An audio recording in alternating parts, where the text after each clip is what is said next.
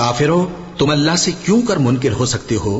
جس حال میں کہ تم بے جان تھے تو اس نے تم کو جان بخشی، پھر وہی تم کو مارتا ہے، پھر وہی تم کو زندہ کرے گا، پھر تم اسی کی طرف لوٹائے جاؤ گے۔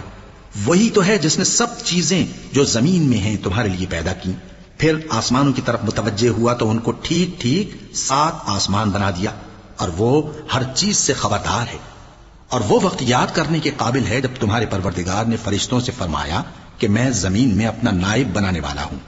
انہوں نے کہا، کیا تو اس میں ایسے شخص کو نائب بنانا چاہتا ہے جو خرابیاں کرے اور کچھ تو خون کرتا پھرے؟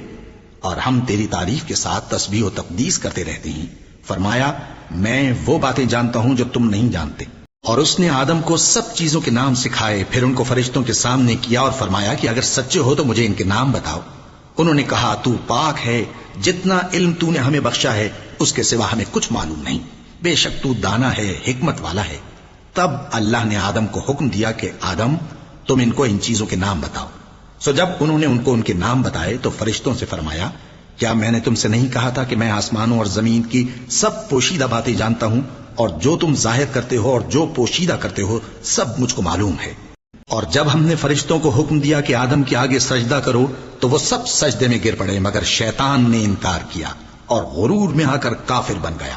اور ہم نے کہا کہ اے آدم، تم اور تمہاری بیوی بہشت میں رہو اور جہاں سے چاہو بے روک ٹوک کھاؤ پیو، لیکن اس درخت کے پاس نہ جانا، نہیں تو ظالموں میں ہو جاؤ گے۔ پھر شیطان نے دونوں کو اس درخت کے بارے میں پھسلا دیا اور جس عیش و نشاط میں تھے اس سے ان کو نکلوا دیا۔ تب ہم نے حکم دیا کہ بہشت بری سے چلے جاؤ، تم ایک دوسرے کے دشمن ہو، اور تمہارے لیے زمین میں ایک وقت تک ٹھکانہ اور معاش مقرر کر دیا گیا ہے۔ پھر آدم نے اپنے پروردگار سے کچھ کلمات سیکھے اور معافی مانگی تو اس نے ان کا قصور معاف کر دیا۔ بے شک وہ معاف کرنے والا ہے، بڑا مہربان ہے۔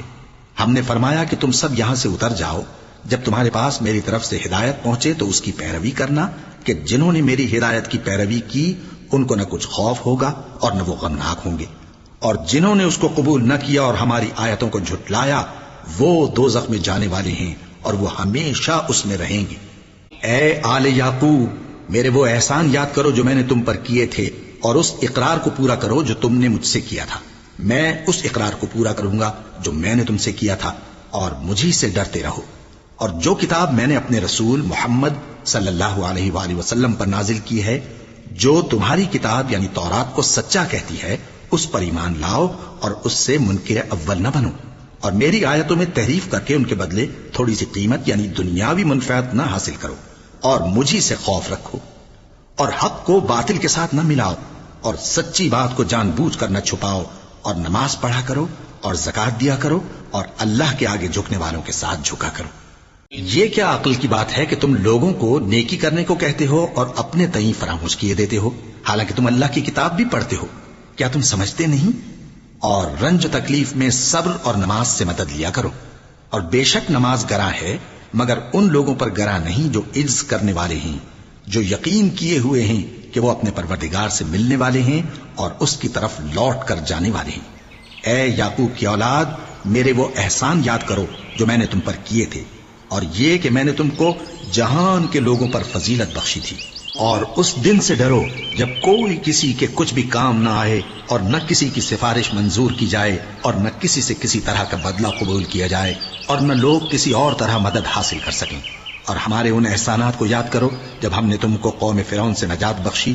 وہ لوگ تم کو بڑا دکھ دیتے تھے، تمہارے بیٹوں کو تو قتل کر ڈالتے تھے اور بیٹیوں کو زندہ رہنے دیتے تھے، اور اس میں تمہارے پروردگار کی طرف سے بڑی سخت آزمائش تھی۔ اور جب ہم نے تمہارے لیے سمندر کو پھاڑ دیا، پھر تم کو تو نجات دی اور فرعون کی قوم کو غرق کر دیا، اور تم دیکھ رہے تھے۔ اور جب ہم نے موسیٰ سے 40 رات کا وعدہ کیا تو تم نے ان کے پیچھے بچڑے کو معبود مقرر کر لیا، اور تم ظلم کر رہے تھے۔ پھر اس کے بعد ہم نے تم کو معاف کر دیا تاکہ تم شکر کرو۔ اور جب ہم نے موسیٰ کو کتاب اور معجزے عنایت کیے تاکہ تم ہدایت حاصل کرو۔